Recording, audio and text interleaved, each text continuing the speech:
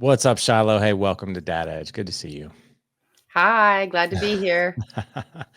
It's really interesting that you're here. So you're a love coach for married women, and my audience is pretty much all guys. But I have heard that we have quite a following from women too. For some reason, I think they just kind of just oddly want it. Well, not oddly, but I think that they're curious about man talk and what's on our mind, what's on our heart. So this is really fascinating. But I want to start out with. Just give us a lay of the land of what your family looks like. So, I'm a married woman. I'm 41 years old. My husband's a couple years older than me, and we have two boys, 5 and 7. 5 and 7. And you guys had a very fast and furious sort of meeting and engagement. Yes, that's right. We got engaged 9 months after we started dating and married a year later. And how long you guys been married? 9 years. 9 years. So were there things that popped up in marriage, like after you kind of knew each other for a couple of years, you're like, oh wow, like I really didn't know that. I really didn't know that when the hand towel that hangs on the towel like rack, when it falls down, like he doesn't pick it up. But I'm kidding. I have no idea if he does that or not, but like my boys don't do that. So were there any things that just popped up? You're like, didn't really know that. Well, this was pretty early on, but one of the things that shocked me is so a little backstory. I met my husband on the Olympic Peninsula on the West Coast Trail. So I'm solo hiking and camping at this time, and he's hiking with his then girlfriend, and they're traveling down the Western states. Mind you, we're both Canadian, so this is really random. But we meet, we connect online. I don't hear from him about a year. Year later, we get together and we go on a trip to Hawaii together. And I'm thinking, this guy's like an avid traveler. This could be great. We're gonna have so much fun. The very first day we wake up, we're camping. I'm like, oh, this is awesome. It's like eucalyptus trees, this beautiful campsite in Big Island of Hawaii. And he's in like a foul mood. I'm like, what is going on? He's so grumpy. He's like cooking and mad. And I can just tell he's pissed off. And so I get up and I'm looking at him and I'm thinking, what is going on? And he's like, so we're finally ready and we're going to go on this hike. And he's like, I'm like, what's going on? He's like, it's so late. We're going to be like on the hike and there'll be so many people. And it's going to be so hot. It's like 10:30. And I was like, it's 8:30. He was like angry.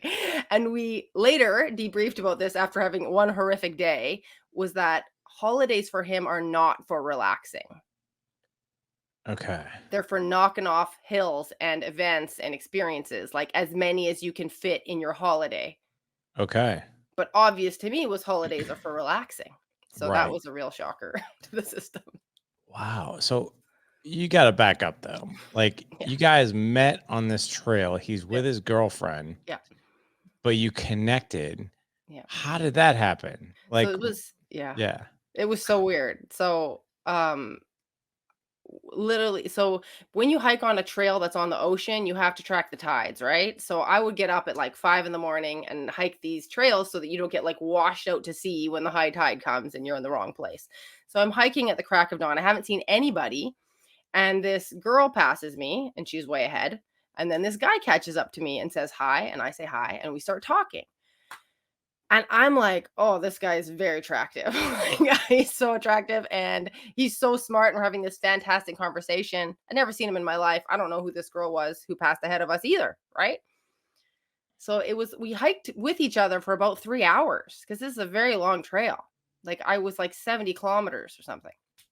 So we were coming to the next trailhead, and so it was the last leg, and we hiked with each other for about 3 hours and had this amazing conversation about life and what we love to do, and it was just like flowing so crazy, and I was like, "Do not stare at this person." Like I was just that giddiness where you can't bring your cheekbones back down. And then we catch up, and I'm like, "Oh, this is his girlfriend." I'm thinking typical, like, of course he has a girlfriend. It's never gonna happen. Like, get it out of your mind, Shiloh. But I was hiking the whole length. There's two sections of trail and there's a big river in the middle. So you need to get driven around this point. Sorry, I left out the part that I was hitchhiking and did not have a vehicle.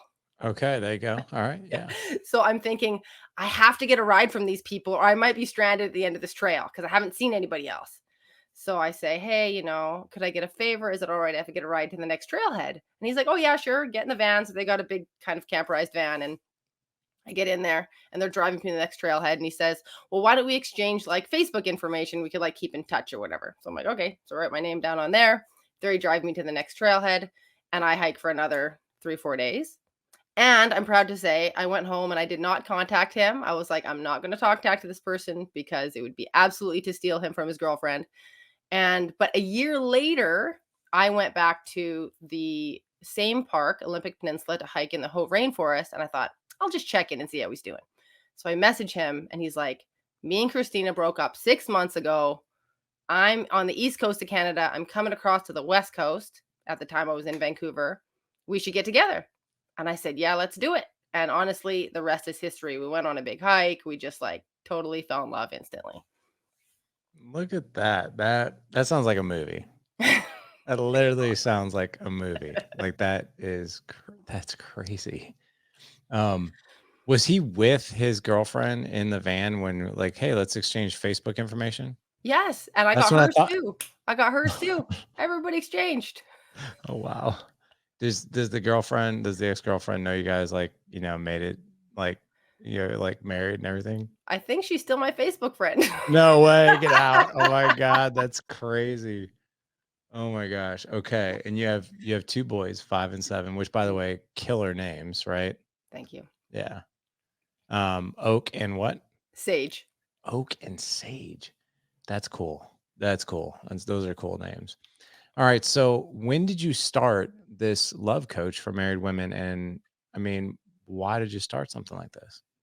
So I started about 4 years ago, and it came out of what I learned in my marriage. So, if you backtracked before I met my husband, I was reading all the books on relationships. I was always fascinated with human psychology. And I also noticed that a lot of marriages didn't look very good. I was like, I really want to be married and have this lifelong love affair, but other people don't seem happy or they're divorced. Yep. And so it looks more complicated, than people know. Why is this so hard? So I did all kinds of research and reading. I thought I was ready. I meet this guy who's really smart. We click. We have all these great adventures together. This is going to be great. And we have these two boys. Our visions are all aligned. Like that's why it went so quick because we were just like, yes, we want to get married. Yes, we want to have kids. Let's just go for it.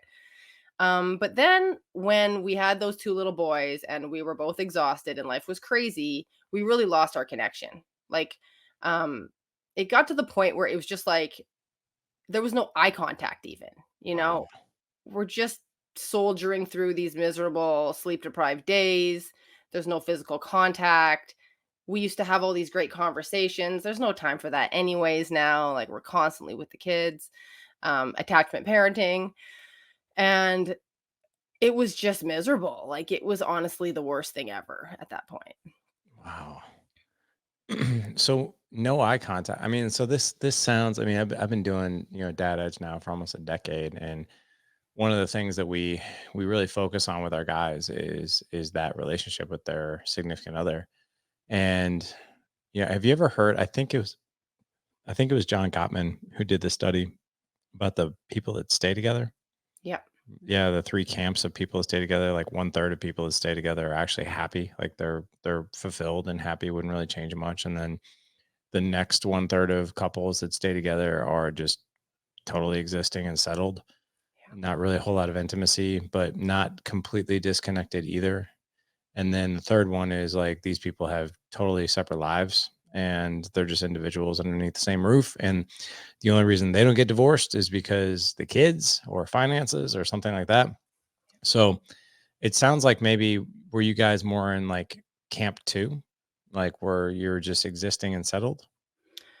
We were just existing and I was not settled. Like I was extremely agitated. So because this was my nightmare to now be it feels trapped, right? When you're a mother and Right. you have little kids, you're like, I have to stay with this person because like I can barely survive right now. And I don't want to rip my family apart. And this is what I asked for, but not like there's no relationship here. So I had become like very much on edge, angry all the time, snappy, having an opinion at all times, which now I know wasn't helping matters. But I just was so scared that this was my life. And when you say you were scared that this was your life, like, I mean, it sounds kind of crazy. I don't buy into this anymore, but it sounds kind of crazy. Like a lot of people are like, "Well, this is marriage. Like this Yeah. is the way it's supposed to go. Like we're actually not supposed to fall in love and or I'm sorry, stay in love. And if we do, isn't that weird? Like how do we? is that even possible? I think a lot of people do that. And then going back to another thing you said too was you had an opinion about everything. Like you, I think guys kind of take that as like it's nagging, right? And, but like, I think it's the approach though too. So what was your approach like when you would have an opinion about something? Was it almost like, was it kind of spiteful because you're like, hey, I'm giving you my opinion, but also, hey, I'm not getting my needs met? Like was Yeah. it that kind of flavor? Yeah, I would say the energy was like like why are you saying this right now? You know, like if he would say something I disagreed with, it would be like, you have a negative focus. Like, why are you always, because, I would take issue with the way he expressed something, so I was never just listening to listen. It was like, well, I disagree with this part of what you said. And why would you say it that way? And like, like I was basically voicing every single bit of disagreement I had with the flavor and the energy of, I'm very unhappy with you. And how did he respond to that? Would he just shut down? Oh, yeah. Like he would kind of like, argue back like one liner and then just be done with me, right? So he just kept being more and more shut down to the point where I felt like he was completely not there at all. So I'm not saying what you did was right, and I'm sure he had a lot of fault as well. But like I think that, is it safe to say that that's almost a ploy for like, I just want a better relationship with you. Like I want more attention, I want more connection, and I want more, but it comes out in this way of like almost a fight, right? And then what ends up happening is the opposite ends up happening. It's more like we push away from each other.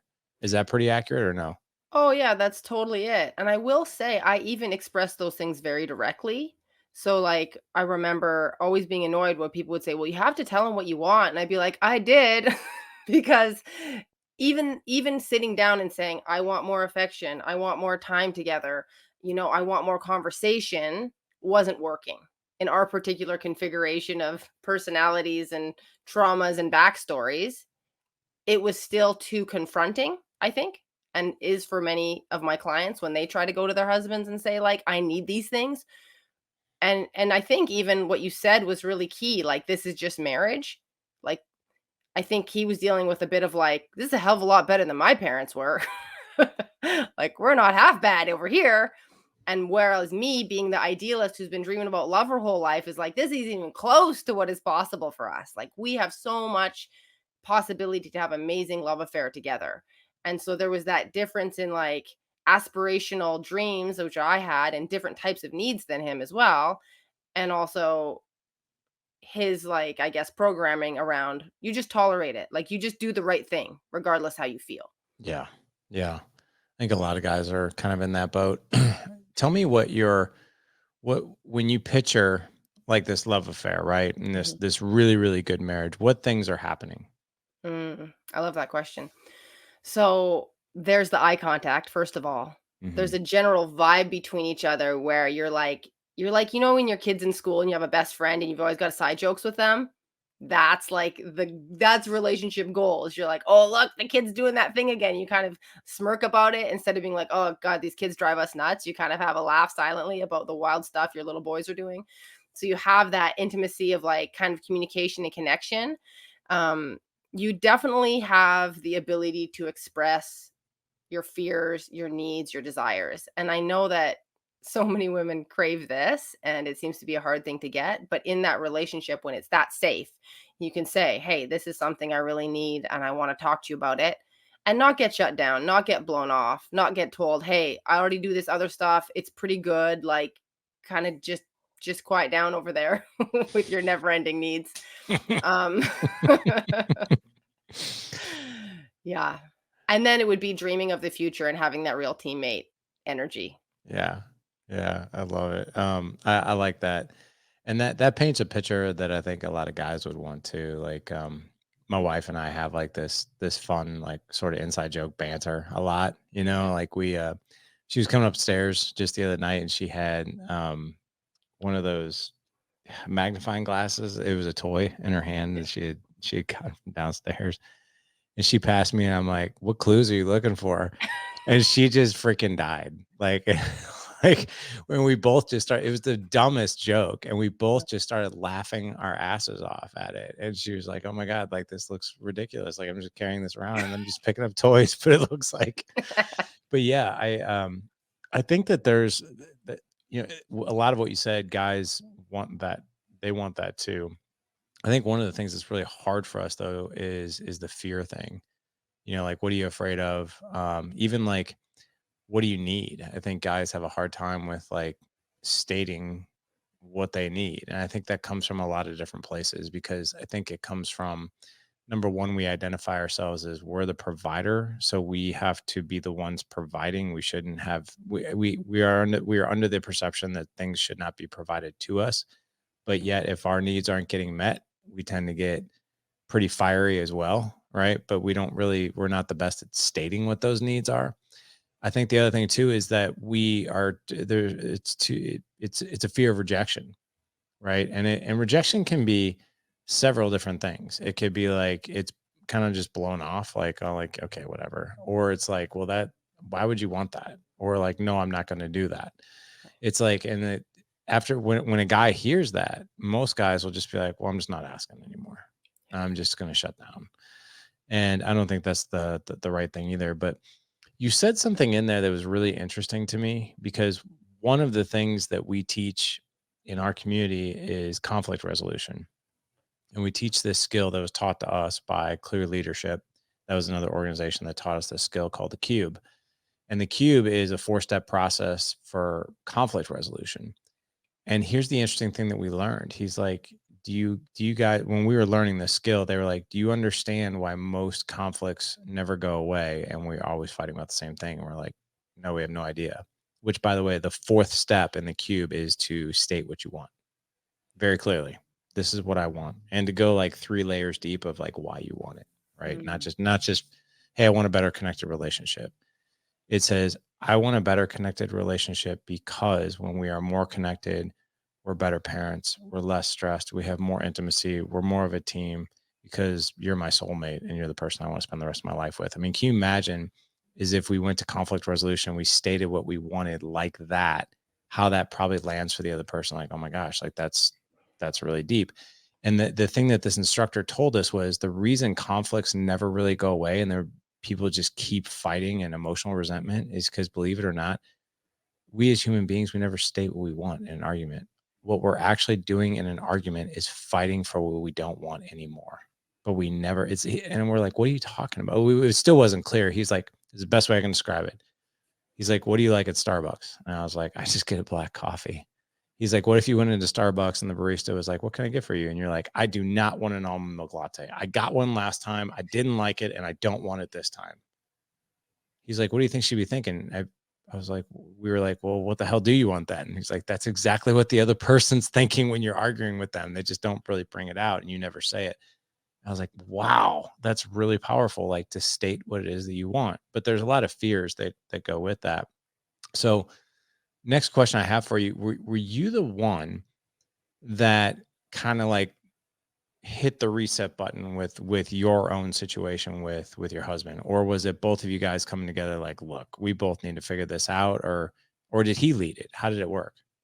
so I let it, and, I took really seriously that I wanted to keep this marriage, and this was, like, the most extraordinary man I'd ever met. Made no sense for me to divorce him, so I was gonna have to find a way. And because our communication had broken down, like, I'd been like, "Hey, read this book, How to Get the Love You Want," Harville Hendrix. I asked him to read it as a gift to me for my birthday. It got to that point where I was trying to manipulate any way I could to make him do some of this work, right? He couldn't do it. He read like a chapter and he couldn't do it. And so I finally realized like trying you talked about how you even have women audience on this podcast. Sure. Hmm. 80% of self-help is read by women. Really, I did not know Yeah, that. so when you read a book for couples that one of these experts has written, most of the people reading it are women, but the examples and the exercises are for couples in the back. So you think, what's wrong with my husband that he won't do these examples and exercises with me? When actually the majority of men are not willing to do those things. Like you said, there's a lot of vulnerability with all that stuff. It's like, where is this going to go? What's this for? I'm not sure that I'm, comfortable with this whole thing. There's a ton of reasons why. But it got to the point where I realized, like, I'm barking up the wrong tree with let's work on this together angle. Like, it was not working that way. So I decided I was going to figure out how to do it, and I was going to get better skills with myself, with him, with the whole package. That's really cool. And then what did you start doing in the beginning? Well, one of the things that really helped me actually is I got a parent coach because my kids were wild animals, as you might expect, with a 1-year-old boy and a 3-year-old boy. And I was kind of losing my marbles about it. I got a parent coach and she taught me how to do inner child work. Mm, And it was like, oh, there's this part of me that just keeps screaming, nobody listens to me and it's not fair all day. Right. And I'm looking at my husband and that's his fault. I'm looking at my kids and that's their fault. And I'm not ever sitting with my own feelings and addressing them directly and going, yeah, some of it isn't fair and it's hard. And sometimes people are not listening, especially little boys.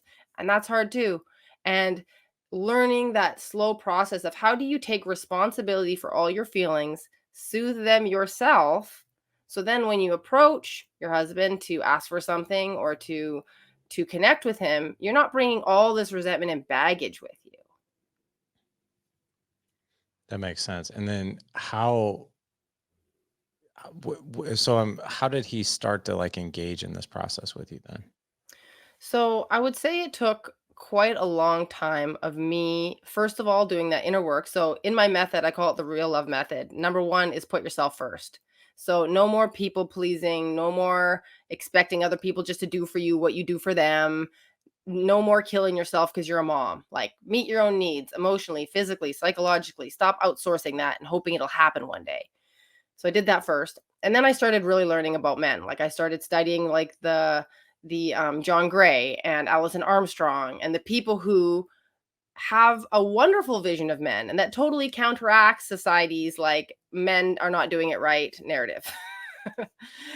And that was totally life changing because I hadn't realized how all that venom and anger and resentment towards men was embodied in me. That makes sense. Yeah. And So so go ahead. no, I was just going to ask, I know that there's a link, but the people pleasing link in marriage, what is what are the downsides for that? Like what happens there to both couples? I'm so glad you asked that. This is so much of what I teach with my clients because women, so many of us instinctually please our husbands. And the way we do that is we go, oh, he doesn't like this food. I'll never cook it again. Oh, he doesn't like when I play that music. I'll never play it again. Oh, he prefers, this type of thing and not that type of thing. So I'll make sure that he is never inconvenienced, that he doesn't get irritated or upset by anything. I'm just going to like organize things so that he hopefully doesn't get mad, right? That's people pleasing kind of to a T. Right. But you're looking at the situation going, this is so imbalanced. When do I get a turn? When do I get it my way? How come he's so selfish and self centered? How come he doesn't cater to my needs the way I cater to his needs? And you create this monster essentially, this man who knows nothing about what you need because you never told him, who doesn't respond to, consider your situation because you haven't made it clear that it's required that your situation matters and the things you need matter. And you've made it really, really easy for him in ways he didn't ask. So now you like hate him. You're like, I loathe this selfish lump of a man who does nothing for me. And you've literally created that all in your head through doing everything for him that you thought he needed. That makes sense. What about guys? When People they please. people please, Yeah, and they just like so do you know Dr. Robert Glover? Have you ever heard of him? yeah, no more Mr. Nice Guy. Yeah. Yeah. Um for us as men, that's like an iconic book. Like cuz I think that there's probably just like there's an inner child in everyone, there's a nice guy to Right. some degree in every guy, right? It just depends on is it the 1% where you barely ever see it, right? Or Mhm. is it like the 99% and everything in between? Yeah. But you know, I think guys, especially if they are raised by a dominant mother, right?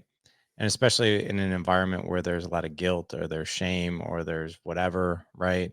Or they see their mom like really just overpower and emasculate their dad. Like they kind of grow up thinking that's going to be my life, right? That's how marriage operates. Like with the way I grew up, I saw my mom like bulldoze a lot of guys. I saw a lot of guys be horrible to her too, but like there were guys that I saw and like I didn't realize it then, but I realize it now that I mean these guys were like nice guys. Like they like one guy she was married to for like 6 years and this guy was like the ultimate nice guy and just did whatever like my mom wanted or needed and my mom never respected him. They argued all the time. But like yeah, I think that there's that nice guy factor with us as well. Yeah, I loved what you said there about she didn't respect him because I think the biggest loss of people pleasing is nobody respects you. Yeah. Literally nobody respects you. If you're a woman who does it, your husband won't really respect you. If you're a man who does it, your wife won't really respect you. And it's because you're not showing self-respect. Mhm. You're Yep. showing them that what you need not only doesn't matter, but you're not even gonna do anything about it. Like, you're not gonna stand up for yourself. You're not gonna prioritize your own needs. And so everybody around you picks that up energetically and just thinks, "Ah, that person," they'll be disdainful, they'll be eye rolling, they'll be, "Ah, dad," whatever, you always say stuff like that. Like, you're gonna get walked on if you allow that tendency to dominate your relationships. And so what I always teach people when they're people pleasers is you first of all have to figure out what your non-negotiables are and you have to stand for them and not move. You cannot be moved when it's something that really matters to you. What are your non-negotiables? Hmm. Well, I won't do something for somebody when they're disrespecting me. Okay. So, like, when you're in that people pleaser role and someone's barking at you, go find my keys, I lost them. And you're running around, trying to help, or your wife's really mad at you because you're somewhere not on time or whatever. Oh, sorry, honey. Like, let's get there quick, right? It's like, no, the minute you're going to bark at me and you want my help, I'm going to the brakes go on. Like, I'm just going to sit down. I like that. I like that. What's a non-negotiable for your husband? He doesn't communicate.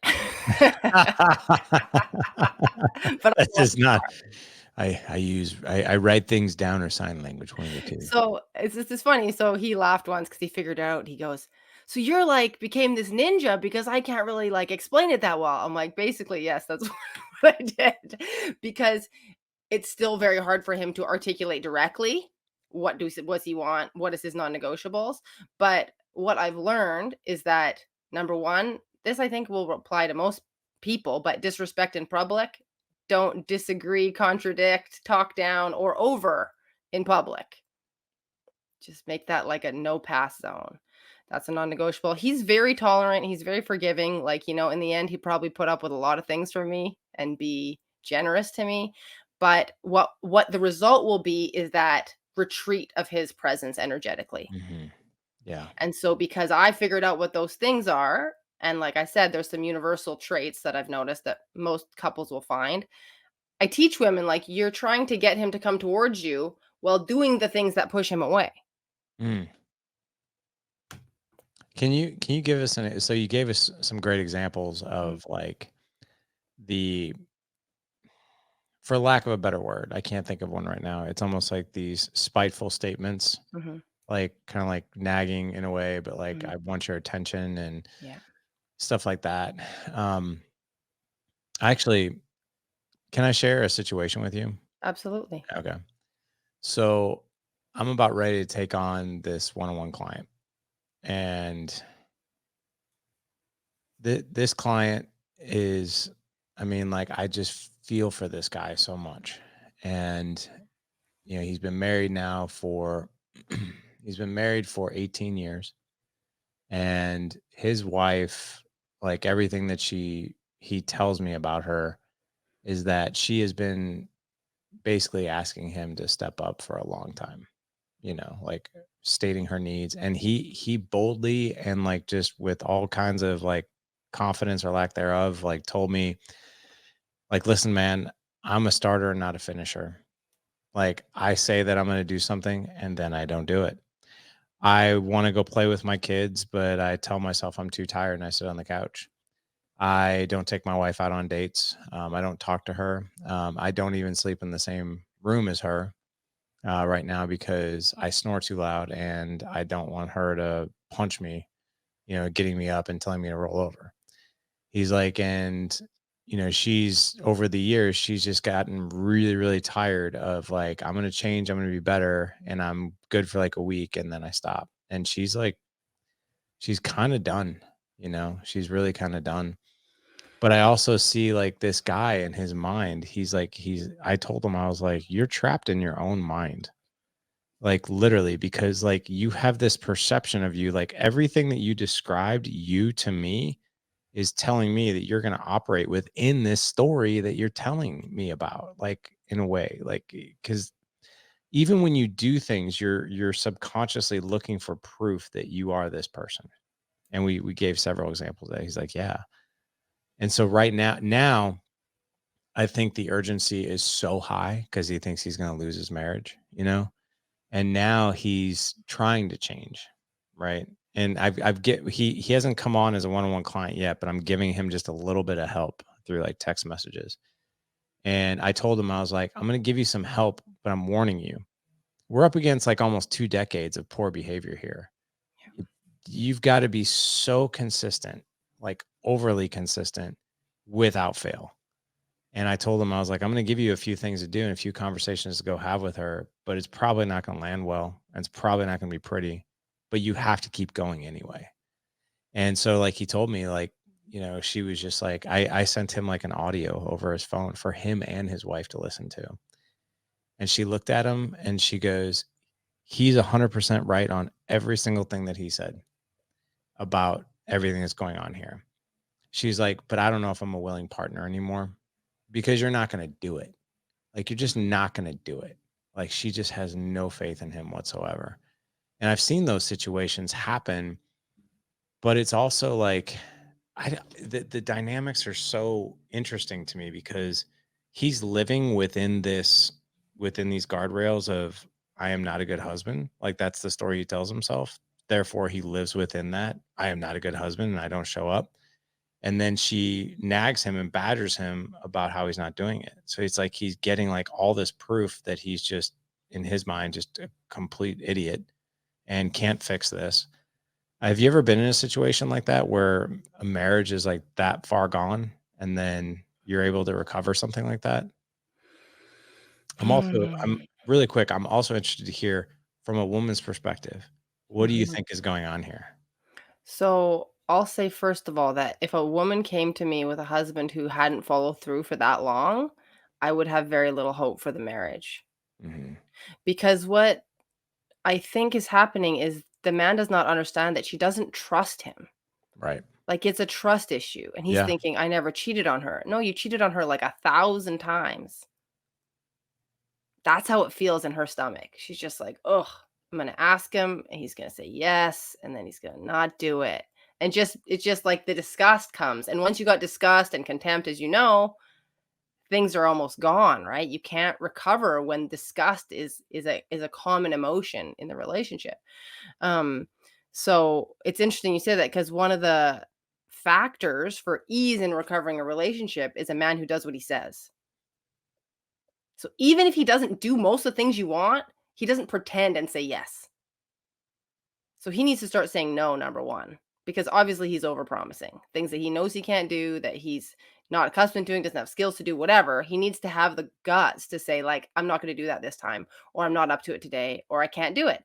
And I know a lot of men are afraid to say no to their wives, but this like filibuster thing of like doing a shuffle and talk to me later, and now's not a good time, I'll do it in a few days, is like torture to us. Like, we want to shake you and be like, give me a straight answer, you bastard. Like, we just hate it. We Not know what you're doing. It's yeah. not a secret. Right, right. Yeah, so it's really consistency and trust over time. Yeah. Yeah. Mean what you say what you mean. Honesty and that integrity of your word is so important. I learned this from a marriage coach that every year I hire a coach myself, every year. Like and it's usually right around the springtime. I hire somebody just because I want to learn. I need to constantly learn. And I hired this friend of mine who's got a huge marriage like platform, Keith Yackey from Married Game, and I've known him for a while. And I called him up and I'm like, hey, I was like, I'd like to hire you as a coach. And he just laughed. He's like, why do you need me as a coach? He goes, you have a great marriage. I was like, Mm. I do. I was like, but I want to learn. I want to learn more stuff. Like I only know my stuff. I want to learn more stuff and I want to be better. And one of the things that I learned from Keith is that trust factor is so big, right? Because I think we think, well, as long as I don't lie, cheat, steal, whatever, I'm good.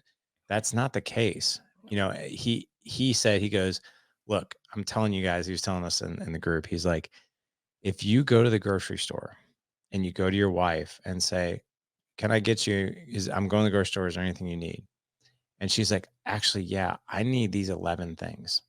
Like, I just haven't had time. Here's the 11 things. And she gives you this list. And if you show up with 10, you broke trust.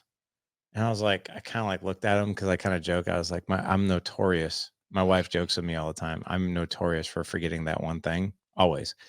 Even when I travel, I forget one thing at home and then I forget one thing on the road. Like, I can't even tell you how many phone chargers I've bought over the years. And it's kind of a joke between us, but thank God it's a joke. But I'm sure like it annoys the hell out of her too. But he's like, if you don't like that is a break of your word. And I was like, really? It's grocery store. He's like, not to them, it's not. Because that is all about your trust and dependability. Did you do the thing that you said you were going to do? And if you forgot about it, or if you were aloof about it, it's even more concerning because it was never even on your radar. Like there's that trust factor of credibility. Can I depend on you? Or are you just too distracted and too preoccupied to remember what I told you? So like things like that. Is that true? Oh, it's so true, and it goes beyond that. It's because you don't care about me. It's because you don't respect me and you don't care about me. That's why you forgot. Because we watch you guys nail it at work. Yeah, we do. We watch you nail it. We watch you remember every detail and take it to the next level. And then you ask us or we assign you a task and it's all sloppy. Oh, you must not take us seriously then. So true. And we just yeah, so I mean, when I work with women, I help them to see that like no, it's not because he doesn't care about you. That's not actually why, but that's our filter, right? Every time the thing that we need is deprioritized or done sloppy or forgotten, it's because you don't appreciate what we do because whether if it's a home management scheduling timing thing, that's a lot of work. We carry a lot of mental load when we do that work. And if you can't carry the mental load to like schedule it or write it down, then we're like the paid help, right? Like we don't get that same respect. Or you don't care about us, which means we will be upset or it will cause more labor for us, but that doesn't bother you, right? Like, whatever, you can just go get it later. Okay, but you were going to take my load off a little bit, right? And or the respect thing, like she can be mad, but I don't care if she's mad because that's not a big deal to me. So it really cuts deep when there's lack of follow through. And Got it. if you are genuinely apologetic, it really you get points for that. So if you're like, "Oh man, I forgot that 11th thing. I meant to do it, but like they didn't have your brand or whatever. You have some little genuine story about how you dropped the ball, but like I'm sorry about that. You're probably going to have to go back later." That's like amazing. That's like 1,000 times better than like, it's not a big deal. It's just the groceries." So the awareness around it, Yeah. and how you handle it. I got you. Okay. Yeah. How do you instruct women then? I'm so curious to bring the best out in their man. Yeah. Well, it's interesting what you said about that man who is in that paradigm of I'm not good enough. And then his wife was like, you're not good enough. Well, Hmm. you need to reverse that. You need to reverse that cycle. So, women and all people, but instinctually look for what's not working, right? So, my husband wasn't taking me on dates, being romantic, having these hard conversations with me. There was no affection. So, that was all I was talking about. That was everything. And he's thinking, I probably can't give her what she needs. I'm not the right kind of man for her. She's, disappointed in me. This is causing more and more disconnection. So I switched over to how does he show up for me? He's very consistent hard worker. He does tons of jobs around the house. I never have to ask him twice to, do any of these practical items. And I'm taking that for granted. I'm giving him no credit for any of it. I'm not seeing it as love, even though that's what it is. Right. So I started, and this is what I say all my clients thank him for the consistent things that you have stopped noticing because your life is easy because of them. Make a list of all the ways he makes your life easier. Every little thing he might do to make your life a little bit easier. And not only say it, like this is not a fake give a man a cookie exercise. It's not something gross like that. It's like make the list, feel that that does make your life better, and he is contributing to you on those levels. So that first of all lifts your spirit, reminds you why you love this man. And then when you say it to him, you'd be like, "Hey, thanks for, consistently working hard and sharing generously with the family. That's a nice thing not to have to worry about. That's a relief for me." And when you do that over and over and over again, he's now wanting to show up for you on levels that maybe are less natural for him and take a little more effort or a little more vulnerable because he feels like you have his back, you support him, you believe in him, and men will grow unbelievably in those circumstances. What about this human belief that if we don't point out what's wrong, broken, or missing, things will go awry, right? They Right. they won't they'll never get any better. Right, because then he's gonna think it's enough. That's Right. what women think. If I cheer him on for the quote bare minimum, which it's not bare minimum, but that's what people are saying out here. If I say that, he's gonna now rest on his laurels because he figures he's done and dusted. He did the basics, right? That's not how men work. They love to, be your hero, do even better, up the ante, get the next level, get more points. So we have backwards thinking about the nature of our husbands. Is actually the opposite of that. So when it comes to something that you need to point out or a problem, you can switch it to a request and a desire. So now you're still not complaining. And how do you do that? Well, for example, if your husband's, the classic, he's home late and he didn't call or whatever, and you're pissed off because you expected him home at a particular time and he didn't show up and he didn't think it was important enough to text you, you want to say, "Why didn't you call? I thought you were dead. You don't care about me." You want to give him a diatribe. That's what your natural instincts will do. But you can stop and go, "Okay, what do I really need from him? What would I like to cultivate?" You need to long term mindset, cultivate in our relationship for the long term. So he comes home and you say, "Oh, can I share something with you?" And he's like, "Yeah." He's like, "It means a lot to me if I know exactly when you're coming home. That helps me feel calm and loved. It helps me organize my day. I'm not worried about you. So going forward, if you're not home at the time we usually expect, can you just pop me a text? I would love that."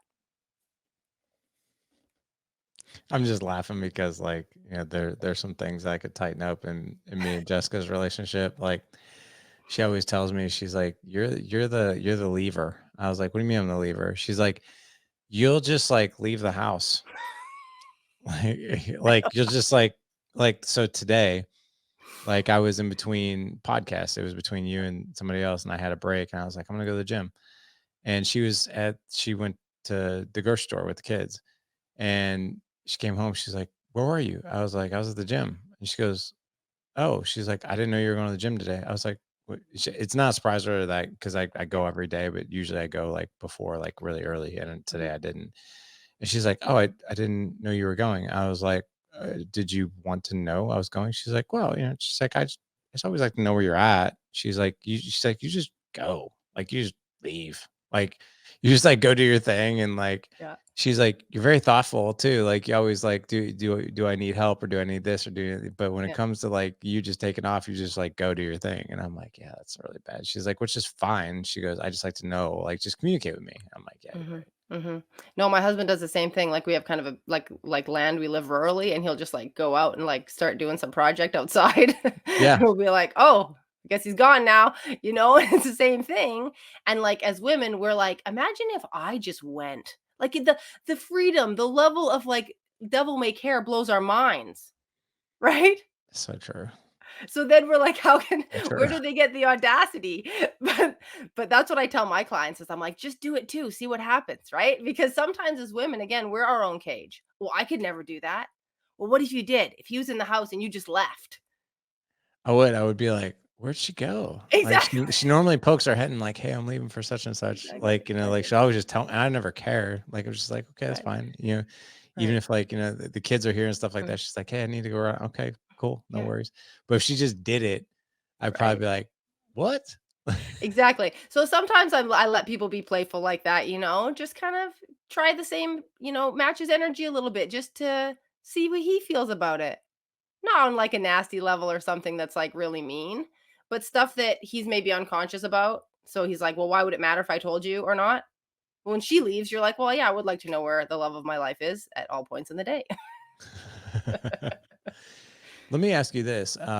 What are some and I know we were going to start here, but we didn't, but I would like to know, like, what are the common problems that you see when women come into your ecosystem? Like what things are going on? And like we have the same thing. Like it's literally like a lot of times when guys come into our ecosystem for fatherhood stuff, because they come in for marriage, fatherhood, and parenting and health and all that. But for fatherhood, it's usually I don't have a whole lot of patience. I'm trying to be calm. It's really, really difficult. I don't know how to connect with this kid. I don't know how to have conversations with this kid that are deeper than just how was your day and what was school like, but they want more, but they just don't know how to do it. So I kind of hear like a lot of those same complaints, marriage is a little different, leadership's a little different, but Mhm. it's almost like you kind of get to the point where people come in, you can just finish their sentences almost for them. So like for you, what are some really common things that people come in with? Oh, they'll say he doesn't listen. He just doesn't listen. Or he Like, just leaves the house. I could just tell him the same thing, and it just wouldn't go in, and for women, I always say, "Do you want him to obey you?" Because listening and obeying are different, right? And sometimes we conflate those things. If man's not doing what you tell him to do, you can't expect that, right? But what they mean is that I have something important I wanna say to him about what I need or what's important, and I don't get any feedback that indicates it mattered. I might get 0 feedback. He might just stare at me. So, So can you give me an example? like, I'm feeling frustrated because I want more affection in our relationship.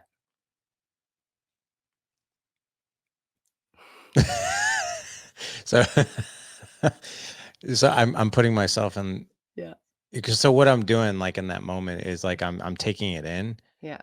and my first thought is, like, "Am I not affectionate enough?" Or, like, "What more affection do you need?" Or, "What does that look like?" Or, "What's Mhm. wrong?" Like, I'm Right. immediately these thoughts are just firing, Right. and it probably comes across of, like, it's going, like, right over my head, but I'm processing it at the same time.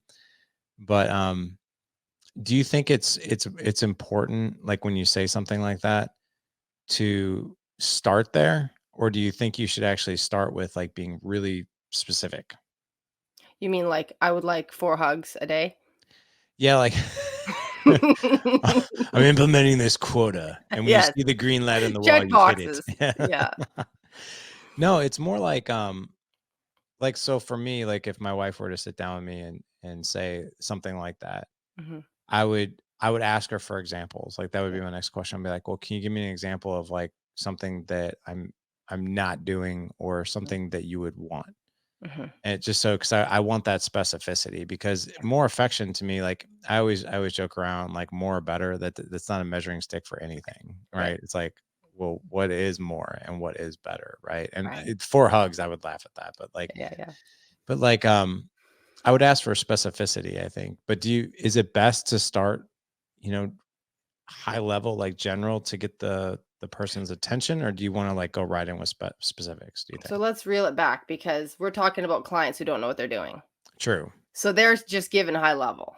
Okay. It's all high level. It's you don't listen. It's you're not romantic. It's, you don't communicate with me about things that matter. Like we're talking logistics all day. I don't feel an emotional connection with you. I don't feel like I can share my negative feelings with you without you getting defensive. Those are like definitely almost everybody comes in with those main issues. And yes, I will teach them how to communicate more specifically. Like, I love it when you give me random hugs in the day. That really makes me happy, makes me feel loved. What does it do for me? The thing I want, what it does for me, right? Yeah, yeah, yeah. But generally women lead with vague complaints because that's how they feel. And Do they want to be able to share how they feel and it not be a problem, right? So Right. again, I know this is really hard stuff, which is why I say don't try that on people because unless they've done a lot of inner work like what you've done to reverse engineer it and go, what does that look like?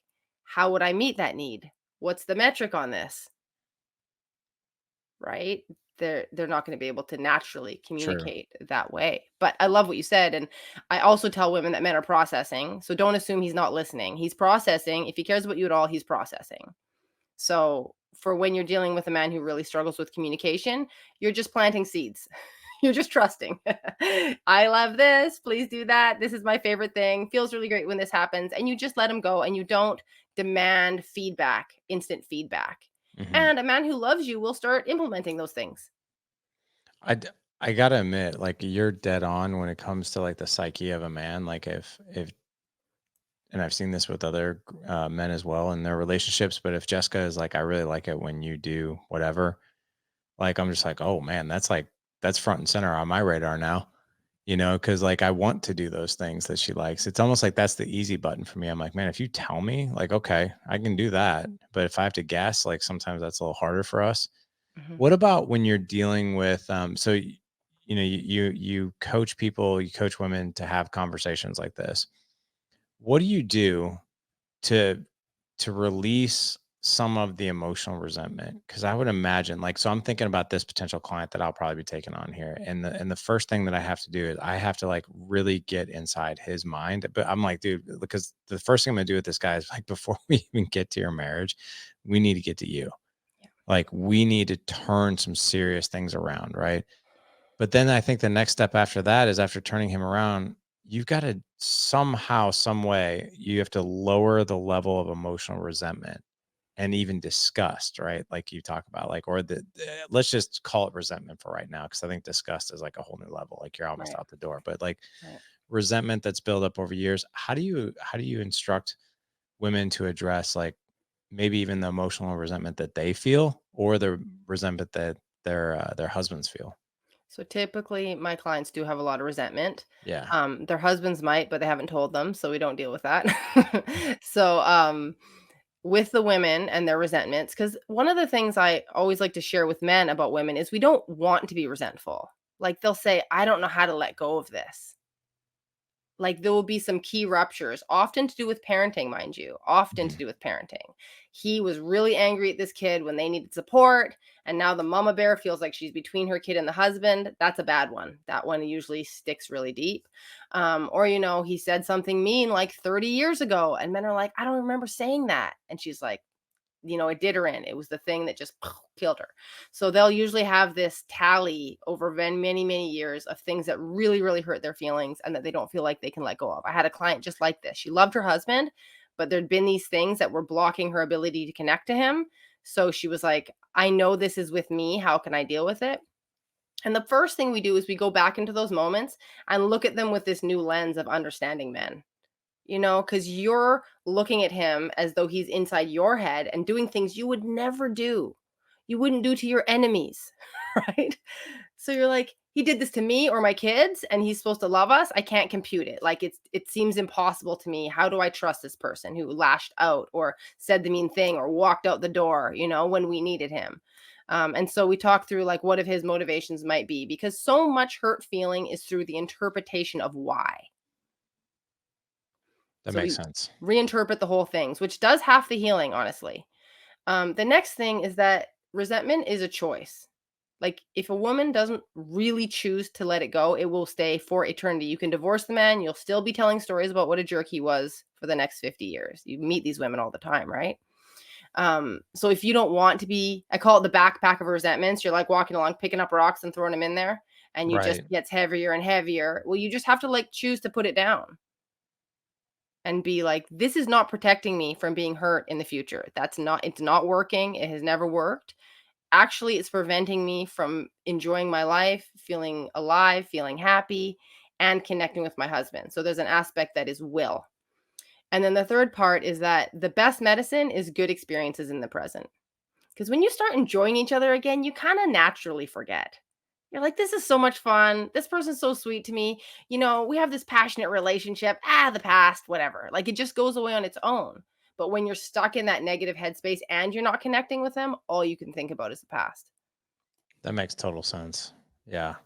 So it's really a total mindset shift, and even a perception of the relationship. But Do you find that most women, and I would put men in this category as well, they're just like, I just don't want to be burned again. Like, Yeah. what happens if I do like all these positive things and he's still doing these things? Or what if I do all these positive things and she's still doing all these things? Well, Yeah. then what do we tell people? That's a great question because everybody has that fear, right? Sure. Like, I'm gonna put all this time and energy into opening my heart just to get, like, radically disappointed again. It sounds like I don't wanna be played a fool, I don't wanna be naive, and what I always tell them is that you can do whatever you want, nobody's gonna make you, number 1. Number 2, this is about you healing and gaining relationship skills that will serve you in your rest of your life and all of your relationships. Also, if you're seriously considering divorce or you might end up divorced, if you don't do these things, you will repeat the same nonsense in your next relationship and it will be painful times 2. And so it really, to me, there's no reason not to do it. I would agree. I would agree. What about as far as, so we've dealt with the resentment issue, how to change. One thing I tell my clients, especially guys who I run a cohort called Creating Extraordinary Marriage, and so I coach the man side of it, and we've had, I think, just over 300 guys go through that program with me. I run them only about 3 a year or so, but I always tell guys in the beginning, like today we had week 4 with my group, and I told these guys, I was like, all right, how many of you are really, really excited about the 4 skills you've learned to date? Like when it comes to communication, connection, and they're like, yes. And I was like, how many of you guys feel insanely awkward using them? Like, and they're like, and I knew that, right? And I Yeah. was like, and how many of your wives have looked at you and were like, what are you doing? Who are you? Right. And all their hands went up. I was like, great. We are absolutely where we should be, Right. because all these things should be happening. Because if suddenly you started using these skills and she was like, oh my God, so you're the man I've been waiting for, and she just fell back in love with you in like 1 week, like there's probably something else more here that is just, that's not real. I was like, the second thing too, if you're telling me it's not awkward, you're not doing the stuff. You're not doing the homework I'm telling you to do. And thirdly, like, if she's not like looking at you like you have 2 heads from time to time because you're doing things different, because you're not doing them often enough, and it's not messing with her certainty. If she doesn't see a change, then you're not changing, right? But like in that, or in those early phases where people in the relationship are starting to change, they're starting to grow, they're starting to evolve, you're starting to see like these breadcrumbs of like success and renewal and all that, and you're just like, oh my gosh, I really want to buy into this, like this is really great, but when is it just going to go back to normal again? Right. And then you're kind of dealing with that. What do you tell your clients and couples in the beginning where it's received like that, where it's like, I'm not sure who this person is. Suddenly they're trying to do all this good stuff. Or like, how long is this going to last before they just not do it anymore? Yeah. The suspicion. Yeah. They The look at you suspicion. like, "This is suspicious. What is going on?" Yeah. Um, I always tell them that it's more comfortable for them if the dynamic stays the same. So they're gonna have a lot of, energy invested in nothing changing because that's predictable and that's comfortable. Especially for my clients, it depends. Like if they're doing the positive communication stuff, their husbands will often respond instantly positively. Like there'll be very little suspicion because he's not consciously it doesn't twig his resistance because we're actually going around the resistance now and we're talking about positive things. But if she has to go and set some boundaries and some limits and assert her independence a little more and assert her sovereignty, then she is going to get the like, what's going on here? You've got 2 heads. This is a bit weird thing.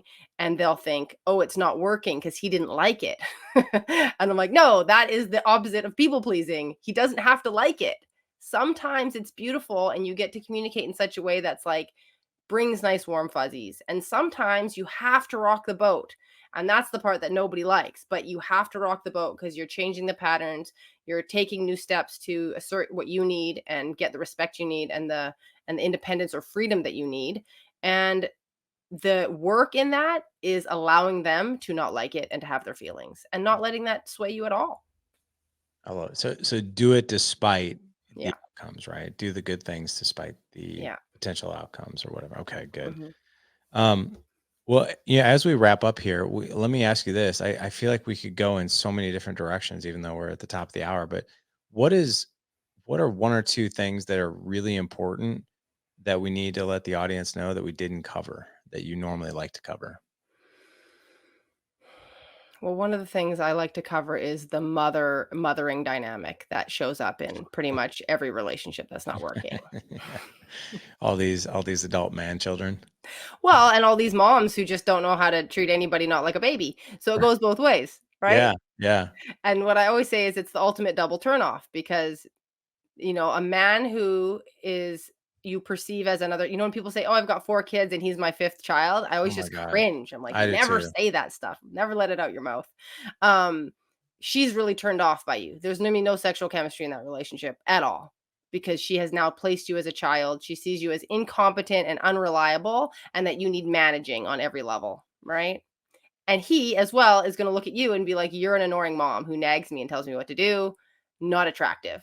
And so when I work with people to bring back the sexual chemistry and all that fun flirting stuff, the first thing I say to women is you have to completely abdicate the mom role when it comes to your husband.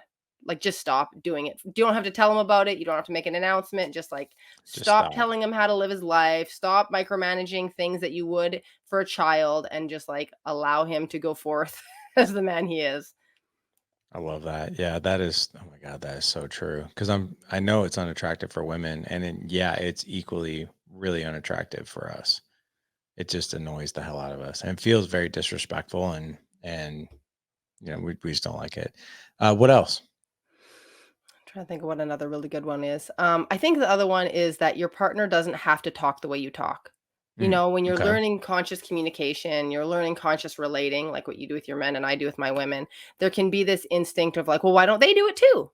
Why aren't they doing the same things my way? Why aren't they growing or adapting or developing the way I am? And it's very rare that two couples are going to be at the same speed and the same pace on that. Like that just doesn't it's not typical. And so what I love about working with individuals is we totally let go of the other person's performance and behavior and style. They do them and you do you. And Mhm. stop looking over in their court about how they're living their life because that's just an excuse, honestly, not to take responsibility for your own life and your own behavior. Yeah, no, I like that.